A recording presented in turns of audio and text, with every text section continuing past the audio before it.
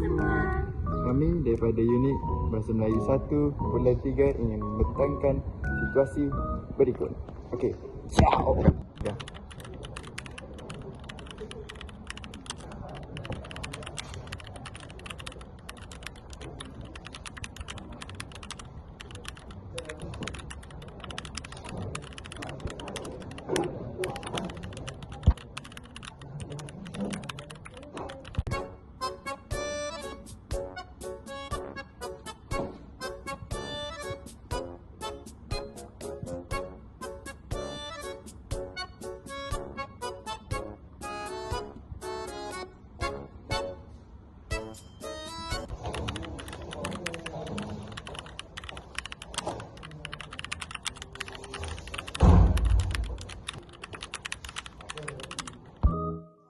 Jadi, berdasarkan situasi tersebut, apakah jenis kesantunan berbahasa yang terlibat?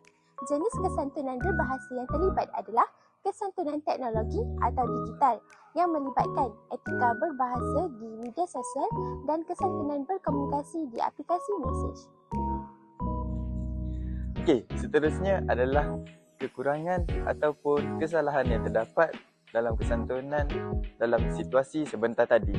Yang pertama adalah penggunaan huruf besar yang menunjukkan nada marah ataupun nada tidak berpuas hati. Contoh ayat adalah malas aku. Macam tu. Okey, yang seterusnya adalah penggunaan emoji yang tidak berpuas hati. Contoh emojinya muka seperti itu. Jadi itu dapat menunjukkan perasaan tidak berpuas hati terhadap kawan yang telah memberikan mesej tadi.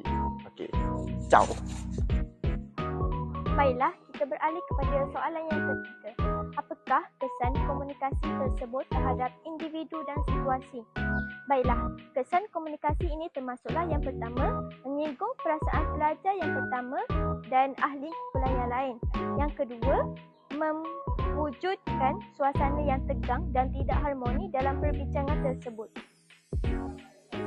Soalan yang terakhir, bagaimanakah komunikasi tersebut boleh diperbaiki agar lebih santun? Yang pertama, menggunakan bahasa yang sopan dan nada yang lebih berhemah. Dan yang kedua, memberikan alasan secara baik jika tidak dapat menyertai perbincangan tersebut. Contoh ayat yang lebih santun ialah, maaf saya sibuk sekarang, boleh kita bincang pada masa lain?